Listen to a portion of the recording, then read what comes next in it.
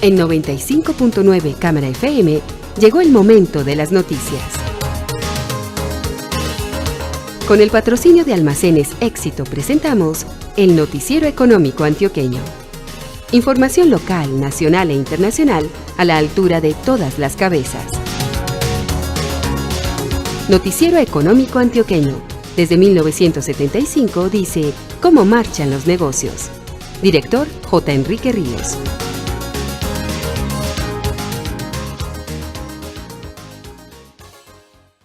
Muy buenos días, sea usted bienvenido a la edición de fin de semana. Hoy es sábado 21 de abril de 2018. Esta es la emisión 18.129 que ofrecemos en nombre de Almacenes Éxito. Este es el éxito que queremos en tu vida. Que siempre que nos visites para tus compras puedas venir con una sonrisa y la tranquilidad de saber que tienes puntos éxito para pagar en todo el almacén, para darle lo que tanto quieres a tu familia, un gustico a tus hijos o regalarte ese detalle que tanto mereces. Es que ustedes, las mujeres de este país, nos inspiran para hacer que cada día haya un poco más de éxito en sus vidas. Éxito para servirte. Hola, soy el abuelo José y todos los domingos transformo la energía de EPM en una tarde llena de películas y crispetas dulces para los niños. En EPM estamos orgullosos de hacer parte de tu vida. Tú me transformas en grandes momentos. EPM, por ti estamos ahí. Los periodistas J. Enrique Ríos y Jesús Antonio Vargas Marín dialogan con el invitado de esta mañana. Amigos, muy buenos días. Estamos en una etapa del país bien interesante, bien importante, bien complicada y bien definitiva, dependiendo de cómo actuemos. Y en ese plan de cómo actuemos tenemos nosotros aquí siempre, de cuando empezamos, un maestro que nos ha enseñado a actuar en la vida, el doctor Andrés Aguirre, el director del Hospital Pablo Tobón, considerado el mejor hospital del país en muchos sentidos, que ha vivido y ha sufrido lo que está pasando en el país, lo que ha pasado, pero que ha sabido mantenerse vivo, respirando. Hablemos primero de resultados del año pasado, de lo que se ocupará su informe en el Country Club el 24 de abril. Gracias, Jota, unos buenos días, lo mismo a Jesús Antonio, a todos los oyentes del Noticiero Económico. Gracias por tus palabras. Yo realmente soy un aprendiz de la vida y sé que no me voy a graduar. Se gradúa uno cuando se muere. Cuando se muere y con malas calificaciones. Bueno, pasando a este hospital, el cual el 9 de abril de 2018 cumplo 34 años de haberme vinculado y 17 director. La gratitud a la vida, la gratitud a todos los colaboradores de nuestra institución, que son los que logran los resultados, y con una conciencia muy clara de que esta es una institución de utilidad común. Perdón, doctor, hay una anécdota que es para la historia de cómo se vinculó usted al hospital y qué fue lo que pasó en ese proceso de selección. Bueno, yo había llevado una hoja de vida a una entidad pública y me habían rechazado, a pesar de que había ocupado el primer puesto en medicina, por mi filiación política. Muy frustrado vine a este hospital, que no era, yo egresé de la Universidad de Antioquia, no era el hospital de prácticas de la universidad, solo en excepcionales. Aquí había hecho unas rotaciones de unas cuantas semanas. Traje mi hoja de vida, la secretaria del entonces director del hospital, que era el doctor Iván Darío Vélez, a quien también mi gratitud. Me contestó, pues aquí hay 300 hojas de vida. Yo le dije, pues esta es la 301. Y salí, y unos días después me llamaron y pasé un proceso de elección, y esa es la anécdota, ¿cierto? Increíble. Y ha sido toda una experiencia de vida, porque expresaba, esto es una institución que es realmente de la comunidad. Le digo a la gente que esta es una fundación realmente privada de accionistas, privada de dinero, y que lo único que hacemos y la gran riqueza del hospital es su tarea, la tarea que llevamos a cabo de servicio. Y yo voy a expresar ya en esta rendición de cuentas que cuando uno mira los resultados del hospital, lo primero que tiene que pensar es en esa comunidad, qué hemos hecho a la comunidad, y la respuesta es, en primer lugar, el hospital creció, a pesar de que tuvimos, y más adelante hablaré de esto, que de hacer un cierre de camas desafortunado, pero crecimos nuestras cifras asistenciales numéricamente por encima de un 20%. Y esto, más que la cifra, siempre le he dicho a la gente de nuestro hospital, son los seres humanos que hay detrás. Las cifras solo nos están hablando de la magnitud, de la cantidad de personas en las cuales podemos influir para bien o para mal en su vida. Tuvimos más de 100.000 consultas de urgencias, tuvimos más de 24.000 egresos hospitalarios, tuvimos más de 100.000 consultas de muy alta especialidad, y esto habla nuevamente de una capacidad de servicio que la gente lo requiere y lo necesita. Esta es una institución que el hospital nos han enseñado a querer servir más, no para generar ingresos y rentabilidad económica, sino porque la gente efectivamente está necesitando ese servicio.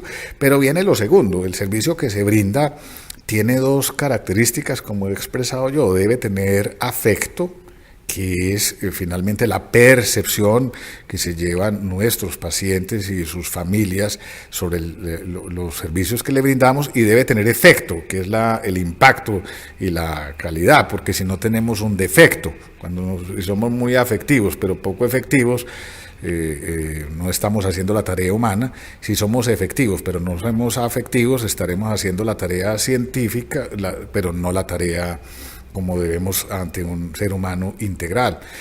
Y en ese sentido, en ese orden de ideas, entonces tuvimos una libreta de calificaciones, que es como la llamamos, que nos la hace una firma externa con toda la rigurosidad de muestreos, que está casi llegando al 98% de satisfacción, con una claridad que siempre he expresado. En la metodología que usamos, a nuestros pacientes y sus familiares le pedimos que si solo quedaron satisfechos, es decir, encontraron lo que esperaban, nos van a marcar el 75. Si está por encima de 75, tienen que decirnos por qué razón la experiencia fue superior a lo esperado, porque hay escalas que hay que clarificar. Muchos dan 98, pero el método para nosotros es importante, al punto de que hemos estado mirando en qué fallamos. Esto es una institución donde cualquier error es lo significativo. Y espero que me comprendan, no interesa tanto el acierto como el desacierto, porque es lo que nos permite aprender qué no estamos haciendo bien frente a nuestros pacientes y frente a sus familiares en los servicios que le brindamos. Pero también muy importante el efecto, y hay indicadores de calidad. Uno que es tal vez de los más importantes en un hospital, que son las denominadas infecciones asociadas al cuidado de la salud, y es que cuando brindamos atención, los pacientes los sometemos a riesgos. Hoy en día, en la opinión, la Organización Mundial de la Salud está muy preocupada con el incremento de las infecciones, y muy especialmente la resistencia de las bacterias a los antibióticos. Por lo tanto, eso es una calamidad, porque además de que generamos sufrimiento, generamos costos al sistema. Y hay unas infecciones en ese campo que seguimos de manera muy estrecha. Voy a tratar de ser simple. Una de ellas es lo que se conoce como neumonía, que es la infección del pulmón asociada al ventilador. Pacientes de cuidados intensivos que tenemos que ponerlos bajo respiración asistida, y está muy por debajo de los límites internacionalmente permisibles, o sea, de lo que logran los mejores. Lo mismo que la infección de lo que se denominan asociada al catéter, a los catéteres venosos centrales, que son pequeños tubos que tenemos que introducir en las grandes venas para poderle suministrar fluidos y medicamentos también a pacientes que están en cuidado intensivo y estuvieron muy por debajo de los límites internacionalmente permisibles. Y yo en eso quiero agradecerle nuevamente a la gente del hospital, porque es el cuidado de la vida, lo que nadie pregunta, y es reducir los riesgos a los cuales estamos sometiendo a nuestros pacientes. Igual desde el punto de vista científico tuvimos uno de los logros más importantes, o dos logros muy importantes. 5 trasplantes de hígado de donante vivo en niños, y esto retó al hospital y al máximo, porque tradicionalmente pues los donantes, los órganos se obtienen de cadáveres que ya están en muerte cerebral, y aquí lo que estamos haciendo, que muy pocos centros en el mundo están en capacidad de hacer eso, es coger a una persona que está viva y sana para que dé parte de su órgano, en este caso el hígado, que lo puede dar, y se lo dé a un niño que no tiene otra opción de vida. Así que aquí lo que tenemos es una vida que estaba bien y que la podemos dañar, y otra vida que podía estar bien y que también podemos truncar esa posibilidad.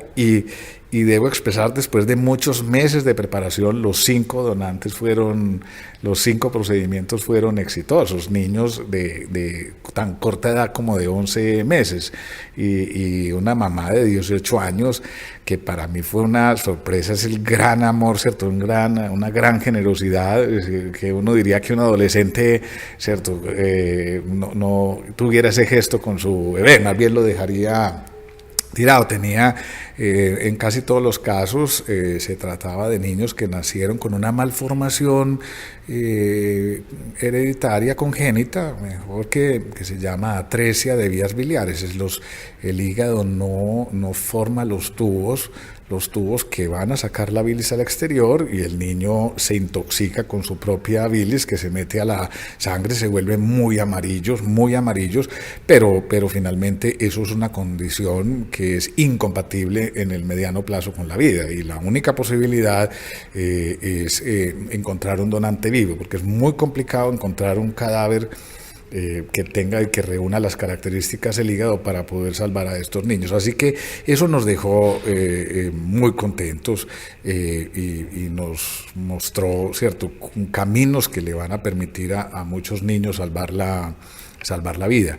Y el otro gran logro científico, que además nos tiene muy contentos, porque es un logro de esos obtenidos también con el trabajo en equipo, con la Secretaría de Salud de Bogotá, con el Instituto de Tecnologías que maneja el Banco de Sangre de Bogotá, y es haber hecho el primer trasplante de médula ósea con un donante de células madre de cordón umbilical obtenido en Colombia. Todos sabemos que las células madre, pues ya casi todo el mundo sabe qué es eso, pero ¿cuál es el problema?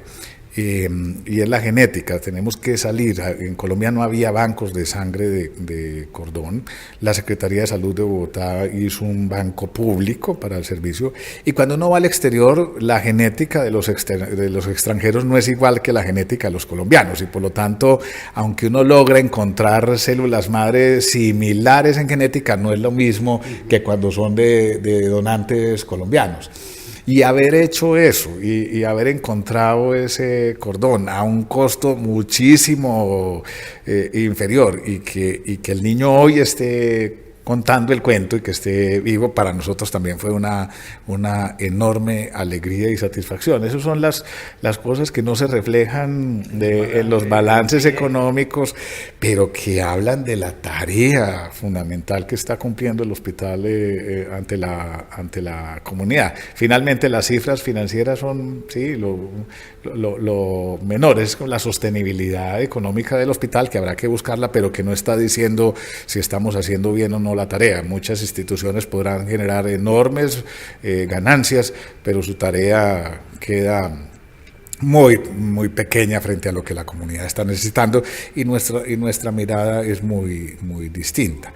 Igual en la eficiencia operacional. Entonces hablemos de los recursos. El hospital El año pasado creció sus ingresos en un poco más del 16%, ejecutamos unos ingresos casi cercanos a 400.000 millones de pesos. Teníamos un reto enorme y es que desafortunadamente, de eso hablaremos más adelante, muchos de los aseguradores en Colombia y en Antioquia están insolventes, no le están pagando a los hospitales. Y teníamos que restringir y optimizar los costos.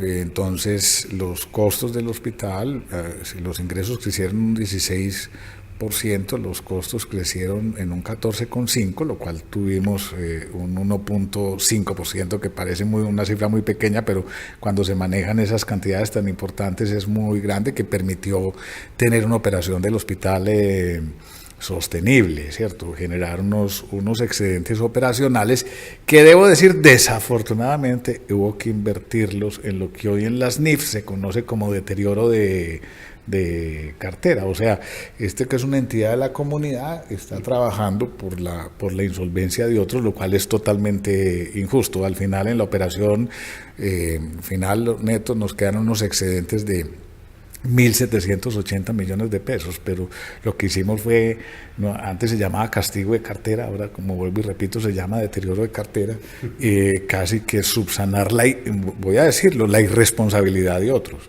que no es de otra manera. Entonces, una entidad que es de la comunidad, asumiendo además las responsabilidades propias de nuestra tarea, las irresponsabilidades de otros.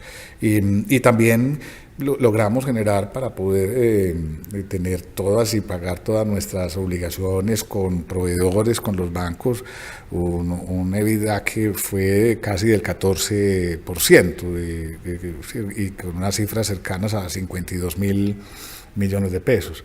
Esto nuevamente deja al hospital en una posición sostenible, pero que nos preocupa nuevamente que ante tanta necesidad el hospital tenga que restringir, porque al final también, debo decir, la operación, como fue conocimiento público, nosotros llegamos a tener el año pasado 527 camas al servicio y restringimos eso a 450 camas, y esto es paradójico, porque también después hablaremos del servicio del sistema de salud.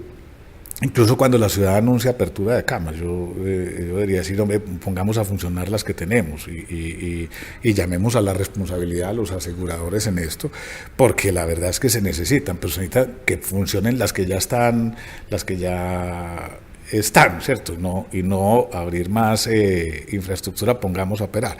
Pero así subsanamos el año y hemos mantenido esa ortodoxia para el año 2018, un gobierno que ya finaliza y que ya estamos esperando cuáles serán las nuevas directrices para un sector que lo necesita. Bueno, pasemos entonces del lado de esa eficiencia operacional, y hay otro tema esencial para nosotros que yo siempre he dicho, que es cuidar a los que cuidan, es decir, el grupo de colaboradores del hospital. El año pasado tuvimos nuevamente una cosa muy importante, que fue la renovación de nuestra certificación como empresa familiarmente responsable. Eso es un estándar.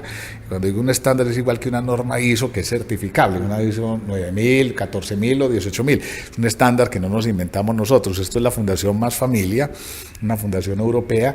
Incluso la ONU dice eso es una buena práctica empresarial, la deberían tener todas las empresas del mundo, y este hospital logró recertificarse nuevamente como empresa familiarmente responsable y con un nivel muy superior al que traíamos. Eso tiene varios niveles de una categoría avanzada, y donde el hospital lo que está mostrando su responsabilidad también con su grupo humano. Muchas veces, y esto lo he repetido varias veces en este programa, los hospitales no son edificios, así como un hogar no es igual que una casa, y uno puede tener una muy buena casa y un desastre de hogar, y puede tener señor Gary puede no tener casa. Bueno, claro, el edificio es una metáfora, necesitamos el edificio, pero lo importante es el espíritu del hospital.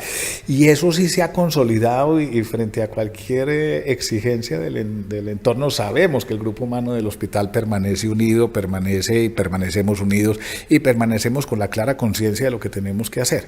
Sí, y para nosotros es muy importante y seguimos invirtiendo en procesos de formación avanzada. El hospital no puede dejar de hacer esas inversiones, y más que pegar ladrillos es que el hospital mantenga, ¿no?, una formación de su gente tanto en valores y principios como en la parte científica y académica. Y finalmente el balance con la comunidad.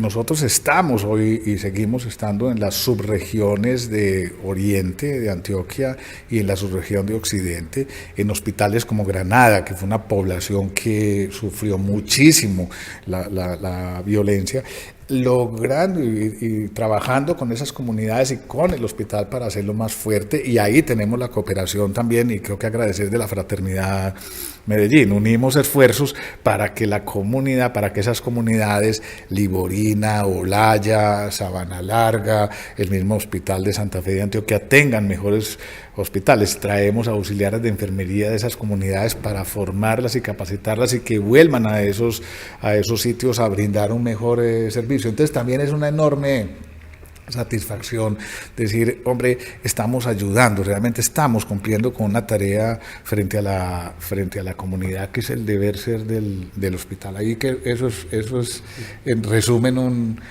balance de los hechos más importantes que tuvimos en el año 2017. En 2 minuticos, para cerrar esta primera parte, la gente se pregunta, ¿cómo es posible que el Pablo Tobón Uribe construya lo que construyó, casi doblando su capacidad en medio de una crisis generalizada en el sistema? ¿Cómo son de guapos de hacer esa cosa? ¿Cuál fue el secreto? No, el secreto sigue siendo la gente del hospital y la tarea ante la comunidad. Y el ser muy, muy eficiente. Digo, este hospital no está en crisis. Aquí voy a poner un ejemplo en días siguientes que me reuniré con la gente del hospital. Cuando un paciente hace paro es cuando más nos tenemos que mover. La crisis viene cuando el paciente hace paro y nos paralizamos. Esa sí es una verdadera crisis. Así que la gente del hospital se ha movido y ha hecho ahorros y hemos descubierto mejores eficiencias, y en eso estaremos. Entonces es el reto lo que nos mantiene así, es el grupo humano, es hacer toda la gestión necesaria para que el hospital pueda seguirle sirviendo a la comunidad. Eso es lo que nos mantiene adelante siempre y superándonos a nosotros mismos. Bueno, ponemos fin aquí a esta primera parte. Mañana vamos a seguir hablando con el doctor Andrés Aguirre sobre este tema, pero ya entrándonos un poquito en donde más duele, de dónde viene todo este problema de la crisis de la salud. Muy buenos días. Mañana domingo continuará el diálogo con el director del Hospital Pablo Tobón Uribe, Andrés Aguirre Martínez. Un feliz día.